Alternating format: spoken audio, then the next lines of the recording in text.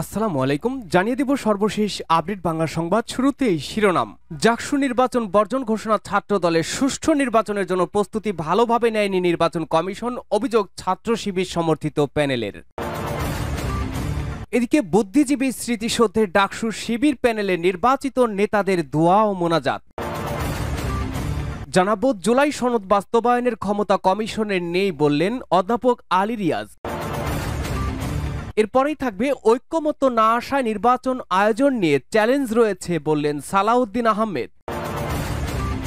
এদিকে জাতীয় নির্বাচনের টেস্ট ছিল ডাকসু, ভালোভাবেই উত্তরণ দাবি প্রেস সচিবের। এবং জানিয়ে দেব রাজধানীর ৬ স্থানে সভা সমাবেশ নিষিদ্ধ ঘোষণা। এবং সর্বশেষ থাকবে অপ্রতিরোধ্য ইসরায়েল, ৭২ ঘন্টার ব্যবধানে ৬ দেশে হামলা। শুনছিলেন গুরুত্বপূর্ণ আপডেট বাংলার সংবাদগুলোর শিরোনাম, এবারে বিস্তারিত। জাকসু নির্বাচন বর্জন ছাত্র দলের। জাকসু নির্বাচন বর্জন করেছে ছাত্রদল সমর্থিত প্যানেল। আজ বৃহস্পতিবার বিকেল ৪টার দিকে মাওলানা ভাসানী হলের অতিথি কক্ষে সংবাদ সম্মেলনে এ ঘোষণা দেওয়া হয়। জাকসু নির্বাচন বর্জন করে ছাত্রদল সমর্থিত প্যানেল নির্বাচনে ভোট গ্রহণে অসঙ্গতি সহ নানা অভিযোগ তুলেছে তারা। বৃহস্পতিবার বিকেল ৪টার দিকে মাওলানা ভাসানী হলের অতিথি কক্ষে সংবাদ সম্মেলন করে ভোট বর্জনের ঘোষণা দেন ছাত্রদল সমর্থিত প্যানেলের সাধারণ সম্পাদক জিএস পদপ্রার্থী তানজিলা হোসাইন বৈশাখী। এ সময় পাশে ছিলেন প্যানেলের ভিপি প্রার্থী শেখ সাদি হাসান। এর আগে সুষ্ঠু নির্বাচনের জন্য প্রস্তুতি ভালোভাবে নেয়নি নির্বাচন কমিশন, এমন অভিযোগ করেছিলেন ছাত্র শিবির সমর্থিত প্যানেলের ভিপি প্রার্থী।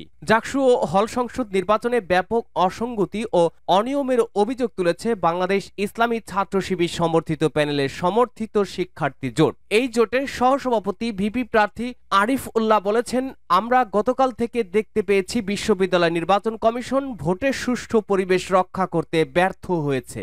দুপুর ২টায় বিশ্ববিদ্যালয়ে পুরাতন রেজিস্ট্রার ভবনের সামনে আয়োজিত এক সংবাদ সম্মেলনে এসব কথা বলেন আরিফুল্লাহ বলেন, সুষ্ঠু নির্বাচনের জন্য নির্বাচন কমিশনের যে পরিমাণ প্রস্তুতি থাকার কথা ছিল তার একটি প্রস্তুতিও তারা ভালোভাবে গ্রহণ করেনি। ক্যাম্পাসে বিভিন্ন পয়েন্টে এবং হলগুলোতে সাবেক ছাত্রদল নেতাকর্মীদের দেখা গেছে বলে অভিযোগ করেন আরিফুল্লাহ। বুদ্ধিজীবী স্মৃতিসৌধের ডাকসু শিবির প্যানেলের নির্বাচিত নেতাদের দোয়া ও মোনাজাত। ৭১ মুক্তিযুদ্ধ ও জুলাই গণ অভ্যুত্থানের শহীদদের জন্য দোয়া মোনাজাত করেছেন ঢাকা বিশ্ববিদ্যালয় কেন্দ্রীয় ছাত্র সংসদ ডাকসু নির্বাচনে জয়ী ছাত্র শিবির সমর্থিত প্যানেলের নেতারা। বৃহস্পতিবার সকালে এই নেতারা প্রথমে রাজধানীর রায়ের বাজারে জুলাই গণ অভ্যুত্থানের শহীদদের কবরস্থানে গিয়ে দোয়া ও মোনাজাত করেন। এরপর তারা রায়ের বাজারে শহীদ বুদ্ধিজীবী স্মৃতিসৌধে গিয়ে দোয়া ও মোনাজাত করেন। এ সময় ডাকসু নবনির্বাচিত সহসভাপতি ভিপি আবু সাদিক কায়েম, সাধারণ সম্পাদক জিএস এম ফরহাদ, সহ সাধারণ সম্পাদক জিএস মোহাম্মদ মহিউদ্দিন খান সহ এই প্যানেলের অন্য জয়ী নেতারাও উপস্থিত ছিলেন। দোয়া ও মোনাজাত শেষে আবু সাদিক কায়েম বলেন, শহীদদের আকাঙ্ক্ষা ও প্রত্যাশা পূরণ করাই তাদের মূল কাজ। ঢাকা বিশ্ববিদ্যালয় থেকে তারা সেটি শুরু করতে চান। এখানেই জুলাই বিপ্লব শুরু হয় আর সফলতার সঙ্গে তারা তা শেষ করেন। মুক্তিকামী ছাত্র জনতা সহ সবার কাছে তারা দোয়া চান।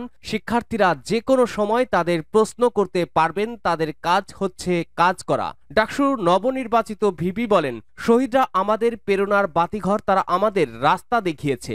শহীদদের আমানত বৈষম্যহীন বাংলাদেশ বিনির্মাণ করা, সেই স্পিরিট পূর্ণ জাগরণে আমরা শহীদদের কবর জিয়ারত করতে এসেছি। আমরা সব শহীদ পরিবারে যাওয়ার চেষ্টা করব। ফোনেও কথা বলার চেষ্টা করেছি। জুলাইয়ের শহীদদের পরিবারই আমাদের পরিবার।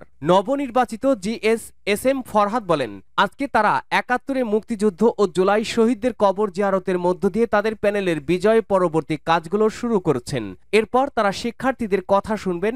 আনুষ্ঠানিকভাবে দায়িত্ব নেওয়ার আগে নির্বাচিত হিসেবে তারা সবার সঙ্গেই কথা বলবেন। তারা তাদের দীর্ঘ লড়াই সংগ্রামের শহীদদের জন্য দোয়ার মাধ্যমে কাজটি শুরু করেছেন। ফরহাদ বলেন, শহীদদের আত্মত্যাগের যে আমানত আমাদের উপরে অর্পিত হয়েছে সুন্দর ক্যাম্পাস গড়ার জন্য, তাদের আত্মত্যাগের মূল্য যাতে আমরা আমাদের কাজের মাধ্যমে দিতে পারি, শিক্ষার্থীদের দেওয়া প্রতিশ্রুতি রক্ষার মধ্য দিয়ে আমরা সেটি যাতে করে রাখতে পারি। জুলাই সনদ বাস্তবায়নের ক্ষমতা কমিশনের নেই বললেন অধ্যাপক আলী রিয়াজ। জুলাই সনদ বাস্তবায়নের ক্ষমতা জাতীয় ঐক্যমত্য কমিশনের নেই বলে জানিয়েছেন জাতীয় ঐক্যমত্য কমিশনের সহসভাপতি অধ্যাপক আলী রিয়াজ। রাজনৈতিক দলগুলোর উদ্দেশ্যে তিনি বলেন, জুলাই সনদ বাস্তবায়নের ক্ষেত্রে কমিশনের পক্ষ থেকে কোনো কিছু চাপিয়ে দেওয়া হবে না। বাস্তবায়ন করার ক্ষমতা কমিশনের নেই। জুলাই সনদ বাস্তবায়নের জন্য সব রাজনৈতিক দলগুলোর সঙ্গে আলোচনা করে কমিশন সরকারকে জানাতে পারে। আমরা সেই প্রক্রিয়াটা অনুসরণ করছি। রাজধানীর ফরেন সার্ভিস একাডেমিতে জুলাই জাতীয় সনদে অন্তর্ভুক্ত সংস্কার সংক্রান্ত সুপারিশ বাস্তবায়নের উপায় নির্ধারণ নিয়ে রাজনৈতিক দলগুলোর সঙ্গে বৈঠক করছে ঐক্যমত্য কমিশন। বৈঠকের শুরুতে এসব কথা বলেন আলী রিয়াজ। কমিশনের আলোচনায় বিএনপি, জামায়াতে ইসলামী, এনসিপি, ইসলামী আন্দোলন সহ প্রায় ৩০টি রাজনৈতিক দল অংশগ্রহণ করে। এ সময় অধ্যাপক আলী রিয়াজ বলেন, সর্বশেষ আলোচনায় নোট অফ ডিসেন্ট সহ কিছু কিছু জায়গায় আমরা একমত হতে চেয়েছিলাম বা পেরেছিলাম। তার একটি খসড়া আমরা আপনাদের রাজনৈতিক দলগুলোকে দিয়েছিলাম। আপনারা মতামত দিয়েছেন। অঙ্গীকারনামার বিষয়ে বেশ কিছু আলোচনা হয়েছে। আশা করি চূড়ান্ত খসড়া বিকেল নাগাদ পৌঁছে দেওয়া যাবে। তিনি বলেছেন, এই সনদ বাস্তবায়নের প্রক্রিয়া নিয়ে একাধিকবার আলোচনা হয়েছে বলে উল্লেখ করেন আলী রিয়াজ। জুলাই সনদ বাস্তবায়নের প্রক্রিয়া নিয়ে একাধিকবার আলোচনা হয়েছে উল্লেখ করে আলী রিয়াজ বলেন, এর প্রক্রিয়া নিয়ে বিশেষজ্ঞদের নিয়ে একটি প্যানেল করে আমরা একাধিকবার আলোচনা করেছি। এই প্যানেলে 2 জন সাবেক বিচারপতি, 3 জন আইনজীবী, 1 জন আইনের শিক্ষক ছিলেন। প্যানেলে আলোচনার এক পর্যায়ে অ্যাটর্নি জেনারেলকে যোগ দিতে বলেছিলাম, তিনি যোগ দিয়েছিলেন। আইনি উপদেষ্টা একটা বৈঠকে যোগ দিয়েছিলেন। বিশেষজ্ঞ প্যানেল ও রাজনৈতিক দলের মতামতের ভিত্তিতে বুঝতে পেরেছি জুলাই সনদের কিছু কিছু বিষয় অন্তর্বর্তী সরকার বাস্তবায়ন করতে পারে। তিনি বলেন, জুলাই সনদ বাস্তবায়ন নিয়ে আমরা কমিশনের পক্ষ থেকে কোনো সিদ্ধান্ত গ্রহণ করতে চাচ্ছি না। আমরা চাচ্ছি বিশেষজ্ঞ প্যানেল ও রাজনৈতিক দলগুলোর সঙ্গে আলোচনা করে জুলাই সনদ বাস্তবায়নের জন্য সরকারের কাছে সুপারিশ করা।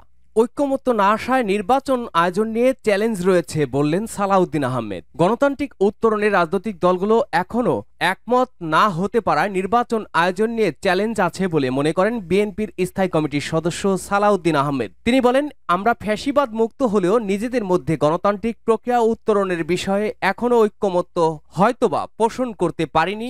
সময় আছে, এর ভেতর আশা করি সবাই আলাপ আলোচনার মাধ্যমে সেই ঐক্যমত্যে পৌঁছাতে পারব। সুষ্ঠু নির্বাচনের জন্য প্রত্যাশা ও চ্যালেঞ্জ।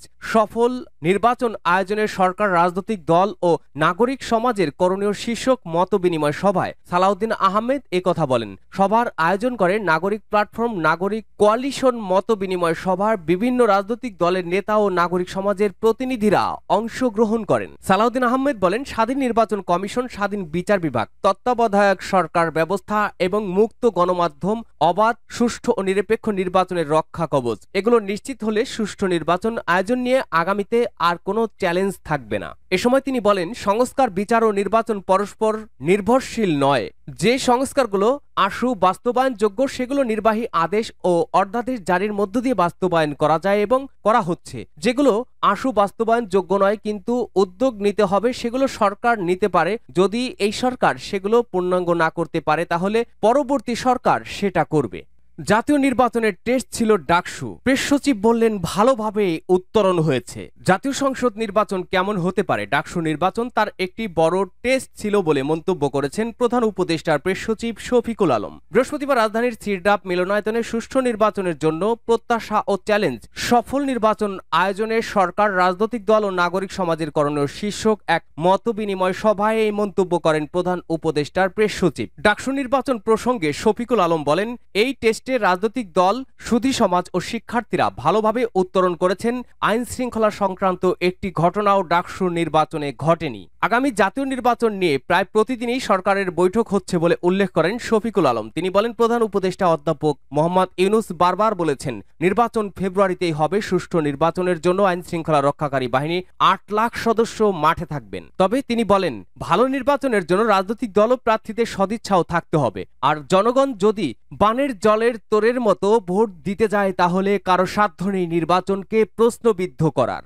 রাজধানীর ৬ স্থানে সভা সমাবেশ নিষিদ্ধ ঘোষণা। রাজধানীর বেশ কিছু এলাকায় শুক্রবার থেকে অনির্দিষ্টকালের জন্য সব ধরনের সভা সমাবেশ নিষিদ্ধ ঘোষণা করেছে ঢাকা মেট্রোপলিটন পুলিশ ডিএমপি। বৃহস্পতিবার ডিএমপি কমিশনার শেখ মোহাম্মদ সাজ্জাদ আলী সই করা এক গণবিজ্ঞপ্তিতে এ তথ্য জানানো হয়। সভা সমাবেশে নিষিদ্ধ ঘোষণা করা স্থানগুলো হল প্রধান বিচারপতি সরকারি বাসভবন, বিচারপতি ভবন, জাজেস কমপ্লেক্স, বাংলাদেশ সুপ্রিম কোর্টের প্রধান গেট, মাজার গেট, জামে মসজিদ গেট, আন্তর্জাতিক অপরাধ ট্রাইব্যুনাল ১ ও ২ এর প্রবেশ গেট, বিচার প্রশাসন প্রশিক্ষণ ইনস্টিটিউট ভবনের সম্মুখ অংশ।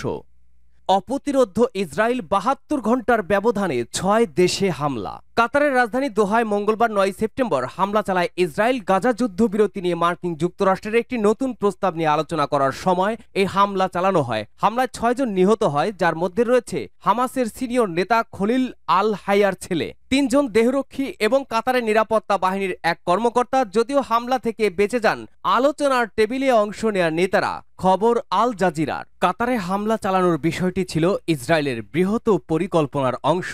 গত ৭২ ঘন্টার ব্যবধানে তেল আবিব ৬টি দেশের উপরে হামলা চালায়, যার মধ্যে রয়েছে ফিলিস্তিন, সিরিয়া, তিউনিসিয়া, লেবানন, কাতার ও ইয়েমেন। গত সোমবার থেকে এই হামলা শুরু করে ইসরায়েল। এদিন গাজায় ইসরায়েলি হামলায় ১৫০ জন নিহত এবং ৫৪০ জন আহত হয়। ওই দিন গাজায় একটি হাসপাতালে চিকিৎসা নিতে আসা ৩২০ জন আহতদের মধ্যে ৬৭ জনেরই মৃত্যু হয়।